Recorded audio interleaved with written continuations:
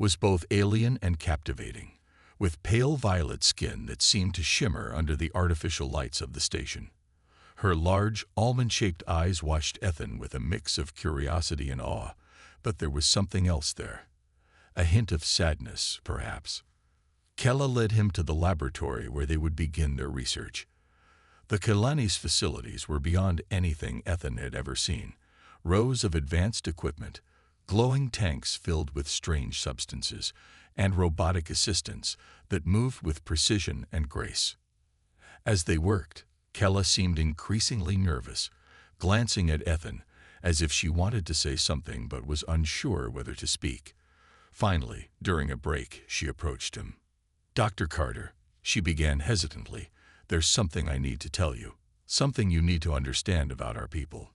Ethan, sensing her discomfort, nodded. "What's going on? Is everything okay?" Kella glanced around, making sure no one was listening, before speaking in a whisper. "The Kelani cannot reproduce anymore. We've been unable to for generations." Her voice faltered as she continued. "Our species is dying, Dr. Carter. We need human DNA to survive." Ethan felt as if the ground had shifted beneath him. His mind raced as he tried to process what she was saying. "What do you mean? You can't reproduce. But you're advanced. Your technology, your biology. How could this happen?" Kella's expression was pained. "It's the result of centuries of genetic manipulation. We thought we were improving ourselves, but we didn't foresee." Dr. Ethan Carter had never expected an invitation like this. As a renowned human scientist specializing in genetics, his work was mostly confined to Earth's research facilities, surrounded by the familiar hum of laboratories and the occasional breakthrough in human biology. But today, his inbox held something unexpected. A message from the Kelani, an alien species whose reputation for advanced biotechnology and peaceful galactic diplomacy had reached even the farthest corners of human space. The invitation was simple. The Kelani wanted him to visit their home planet to discuss a collaboration in genetic research. The opportunity to work with one of the galaxy's most advanced civilizations was something that couldn't be ignored. And so, without much hesitation, he accepted. The journey to the Kelani homeworld was unlike anything Ethan had ever experienced. His shuttle glided effortlessly through the vast expanse of space, its sleek hull cutting through the stars like a razor. As the ship approached the Kelani space station, the sheer scale of the structure took Ethan's breath away. It orbited a distant planet, its enormous rings shimmering with an unnatural glow. The station itself seemed to pulse with energy, as though it were alive. He had seen the Kelani's technology in scientific journals, but seeing it in person was something entirely different. When the shuttle docked, Ethan was greeted by the sight of a woman, tall, graceful, with skin that shimmered like liquid silver. Her eyes glowed softly, and her long hair moved as though it had a life of its own. She introduced herself as Lysara, the queen of the Kelani, and Ethan could feel the weight of her presence as she spoke. "Welcome to our world, Dr. Carter," she said, her voice a harmonious melody that seemed to echo in his mind. "We are honored by your visit." Ethan was taken aback by her beauty and the intensity of her gaze, but he quickly regained his composure. "It's an honor to be here, Your Majesty. I'm eager to see what we can accomplish together." Lysara led him through the station's grand halls, explaining the Kelani's culture and their scientific achievements.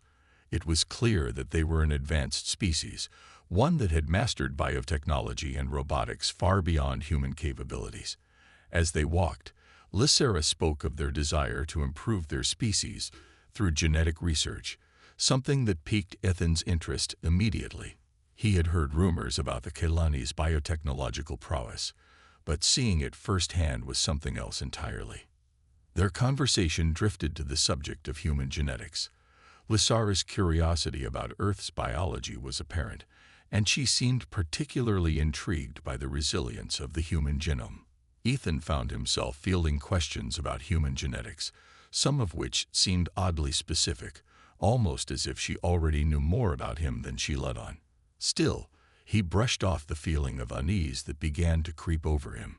After all, he was here for a scientific collaboration, and such curiosity was to be expected. That evening, Ethan was escorted to his quarters, a spacious room with panoramic windows that offered a breathtaking view of the planet below. The room itself was a blend of organic design and advanced technology, with walls that seemed to shimmer and change color in response to his movements. It was as though the room itself was alive. As he settled in, a soft chime echoed from the door. "Dr. Carter," Lysara's voice came through a hidden speaker. "We would be honored if you would join us for dinner. We would like to discuss the future of our partnership." Curious, Ethan agreed. Dinner was unlike anything he had ever experienced. The table was set with a variety of exotic dishes, each one more intricate and strange than the last. Lysara and her advisors were all present, and the conversation quickly turned to genetics. The Kelani were fascinated by Ethan's work, and he found himself swept up in their enthusiasm. However, as the night wore on, he couldn't shake the feeling that something was off. There was an intensity to their questioning, particularly from Lysara, that felt invasive, almost too personal. She asked about his family history, his genetic lineage, and his health, questions that seemed oddly intrusive for a casual dinner. The next morning, Ethan was introduced to Kella, a young Kelani scientist who had been assigned to assist him during his stay.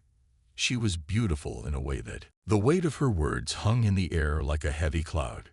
Ethan felt trapped, unable to escape the gravity of the situation. There was no turning back now. He had been brought here under false pretenses, manipulated by their promises of scientific collaboration. But now, they were asking for something far more personal, something that would change the course of his life forever.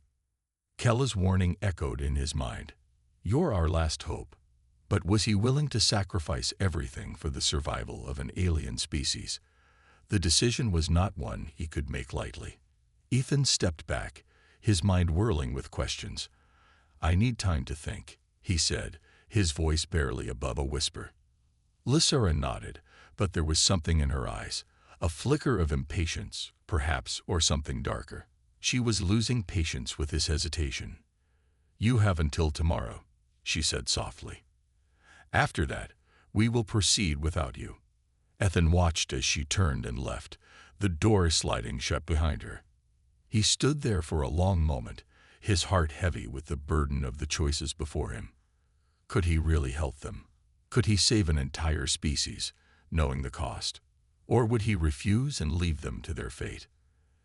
The answers weren't clear, but one thing was certain: his life and the fate of the Kelani were forever entwined now.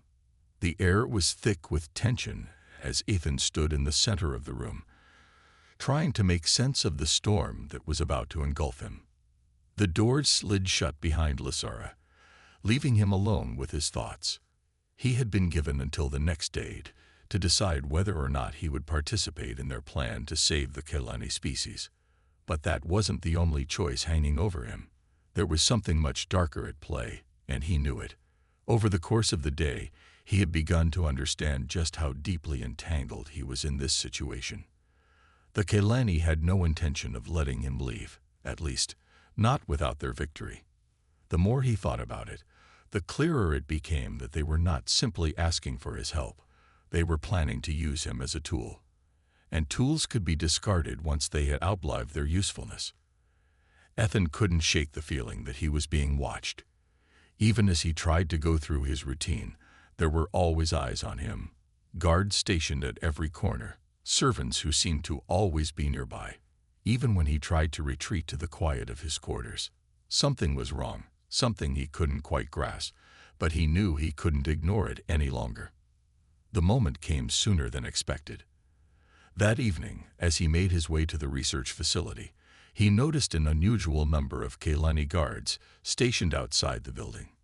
It wasn't just their presence that disturbed him, but the way they were moving. Too rigid, too controlled, almost robotic in their precision. There was no way he could ignore it now. They were preparing for something. As he entered the facility, his mind raced. Was he walking into a trap? Or was this part of their plan to manipulate him into submitting to their wishes? Every instinct in him screamed to run, but there was nowhere to run. He was too deep in this mess, and the Kalani had made it clear they would stop at nothing to ensure their survival. Before he could make a decision, he was approached by Kella, her face drawn with urgency. "Dr. Carter, you need to leave. Now." Her voice was frantic, and for the first time, Ethan saw real fear in her eyes. "What's happening?" he asked, his heart pounding. "They've made their move," Kella said, glancing over her shoulder. "Lysera and the others, they're not just interested in using you. They've been planning to take control of you, to force you into becoming part of their breeding program, whether you agree or not. You need to get out before it's too late." Ethan felt a cold rush of adrenaline. He had known something was wrong, but hearing it from Kella confirmed his worst fears. The Kalani weren't just trying to manipulate him. They were planning to take him by force.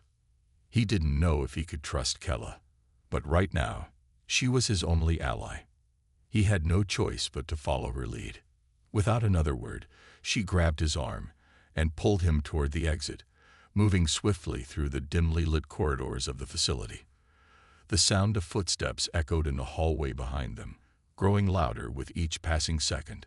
They were being pursued. As they rounded a corner, Ethan heard the distinct hum of cloaking devices. The Kalani guards had deployed them, hiding themselves in the shadows, making it impossible to see where they were coming from. They were trying to trap him, to herd him into a corner. Kella stopped abruptly and looked at him, her face grim. "They'll be upon us in minutes. We need to move faster." Without another word, she sprinted down the hallway, her long strides keeping pace with his. Ethan's heart raced, his breath coming in short gasps. He wasn't a soldier, not by any stretch of the imagination. But right now, survival was the only thing that mattered. They reached a nearby lift, and Kella hit the emergency button to send them to a lower level of the station. As the doors closed, she turned to him, her voice low. "I've been trying to help you, Ethan. But if you don't get out now, they'll take you. You'll be nothing more than a tool for them." Ethan could feel the heat of the chase building up in the pit of his stomach. The thought of being trapped, of losing his freedom, was almost more than he could bear. He didn't want to be part of their genetic experiments, and he certainly didn't want to be a pawn in their political game. But it was clear now. The Kalani would do whatever it took to use him, to control them. As the lift descended deeper into the station's underground levels, Ethan's mind raced. What was the plan? Was there a way out? He couldn't just run forever. The Kalani had him cornered in their web, and they were making their move. When the lift doors finally opened, Ethan was faced with a maze of narrow corridors. It was darker here, the walls lined with strange technology he didn't understand. Kella led the way, her movements quick and decisive. He had no choice but to follow. They turned down another hallway, but before they could make it far, a series of loud bangs echoed from behind them. Ethan spun around just in time to see a group of Kalani soldiers materializing from their cloaks, weapons raised and ready. The ambush was underway. Without hesitation, Kella shoved him to the ground, pulling out a small device from her belt. It emitted a high-pitched sound that made Ethan's ears ring. The Kalani soldiers faltered, their movements momentarily disrupted by the noise. It was a brief window of opportunity, but it was enough. Kella grabbed Ethan's arm and yanked him forward. "We need to move. Now." They ran, weaving in and out of the labyrinthine hallways, as the soldiers regrouped and pursued them. The sound of boots pounding against the metal floors echoed behind them, each step a reminder that they weren't alone. Ethan's heart was pounding, his breath coming in short gasps. He could feel the weight of the Kalani's relentless pursuit bearing down on him. Ahead, Kella spotted a small, nondescript door at the end of a long corridor. She rushed toward it, pounding on the door's access panel until it opened with a soft hiss. They darted inside, but not before a few of the Kalani soldiers caught up to them. The door slammed shut behind them, and they were plunged into darkness. Ethan's breath came in heavy gasps as he tried to steady himself. He could feel the vibrations of the station's engines through the floor, a constant hum that seemed to echo through his bones. But the moment of relief was short-lived. The door behind them shuddered, and Ethan could hear the soldiers' voices outside, their words unintelligible but unmistakably filled with anger. Kella's eyes met his, her expression hard and resolute. "This is it," she said, her voice barely a whisper. "We either make it out now, or they'll capture us. There's no turning back." Ethan knew she was right. There was no going back. He had to fight, had to make a stand, if he wanted any chance of surviving. He couldn't let the Kalani control him. He couldn't let them use him as their pawn. The sound of the door being blasted open shattered the silence, and before Ethan could react, Kella pulled him behind a metal pillar, out of sight. He could hear the Kalani soldiers approaching, their footsteps growing louder by the second. This was the moment. The struggle for control had begun. The sounds of the Kalani soldiers' boots grew louder, echoing in the narrow hallway outside the small room where Ethan and Kella were hiding. Their breath was heavy, the adrenaline coursing through their veins, making every second feel like a lifetime. The blast doors, though strong, were beginning to show signs of strain. They knew it wouldn't be long before the Kalani breached their defenses. The silence between Ethan and Kella was deafening, both aware of the gravity of the situation they were in. Ethan felt a wave of fear wash over him. This was it, the moment he had feared. His heart pounded in his chest, and he could feel the weight of the decision hanging over him. He had to act, but what could he do? The Kalani were technologically superior, and he was just a human, outnumbered and outgunned. Yet there was a spark inside him, a fire that had been ignited ever since he had been thrown into this situation.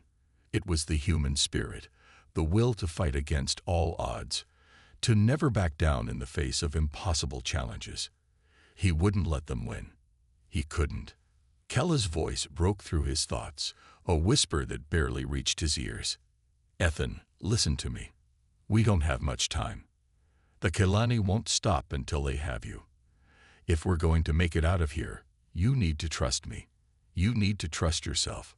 Her words had a calming effect, but only for a moment. The reality of their situation came crashing down again. The door rattled violently as the Kalani soldiers on the other side tried to break through. Ethan knew that if they didn't do something, they would be captured, and their plan would fail. Kella turned to him, her face set with determination. "I can help you fight them. But you need to make a choice, Ethan. You need to decide if you're ready to stand up and fight, if you're ready to take back control. Are you?" The question lingered in the air, heavy with unspoken meaning. Ethan's eyes met hers, and for the first time, he felt a surge of something deeper than fear.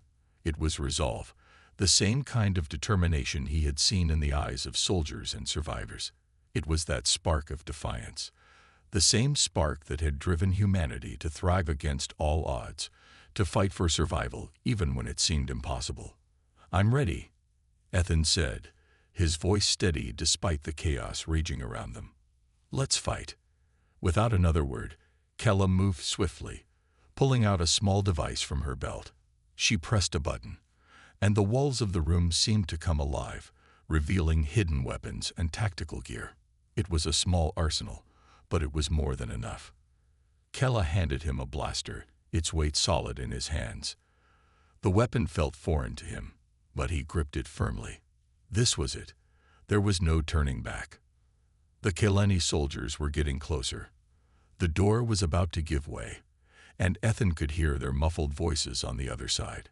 Kella quickly checked the weapon, ensuring it was fully charged. "Get ready," she whispered. The door burst open with a loud crash, and the Kalani soldiers flooded the room, their eyes scanning the shadows for their prey. They were fast, coordinated, but they didn't expect resistance. They had underestimated the human spirit, and now they would pay the price. Kella was the first to move. She lunged forward, her blaster flashing as she took down two soldiers with precise shots. Ethan followed her lead, his heart racing. He fired, the weapon kicking back in his hands as it discharged. One of the soldiers fell, his body crumpling to the floor. But the others were relentless. They returned fire, their advanced weapons far superior to anything Ethan had ever used. The shots were fast and deadly. But Ethan was faster. He ducked behind a pillar, his mind working on instinct as he reloaded the weapon and prepared for the next wave. Kella continued to fight, her movements fluid and deadly as she took down more soldiers. Ethan couldn't help but marvel at her skill. She was a warrior, trained and deadly, but he was learning quickly. His survival depended on it. The fight was chaotic, the air filled with blaster fire and the sounds of bodies crashing to the ground. The Kelani soldiers were everywhere, their cloaking devices making them hard to spot. But Ethan wasn't alone anymore. He had Kella, and together they made a formidable team. For every Kelani soldier they took down, two more seemed to appear. They were outnumbered, but they refused to give up. Ethan could feel the battle shifting in their favor. The Kelani soldiers were beginning to falter, their carefully orchestrated assault breaking down as they struggled to keep up with the relentless pace of the fight. But just as Ethan thought they might have a chance, the ceiling above them exploded in a shower of debris. A massive Kelani warship had just breached the station's defenses, sending shockwaves through the entire structure. The blast threw them to the ground, disorienting them both. Ethan struggled to his feet, his ears ringing from the explosion. The Kelani were now on a whole new level of aggression.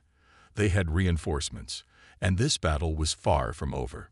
Kella was already up, her face hard with determination. "We need to move. Now." But Ethan hesitated. He could feel the weight of the decision pressing down on him. He was at a crossroads. He had been fighting to survive, to resist, but now he had a choice to make. He could keep running, keep fighting, and try to escape, or he could stay and confront the Kelani head-on, make a stand for himself, for Kella, and for humanity. It was a dangerous choice, but it was the only choice that mattered now. Ethan turned to Kella, his expression resolute. "We fight. We end this here." Kella's eyes widened with approval, but there was no time to celebrate. The Kelani soldiers were regrouping, and the warship above them was about to launch a devastating attack. This was it, the final showdown. Ethan and Kella moved with precision, their every step calculated. They fought side by side, their blasters flashing as they took down one soldier after another. The Kelani were relentless, but Ethan's resolve was stronger. The fight wasn't just about survival anymore. It was about something much bigger.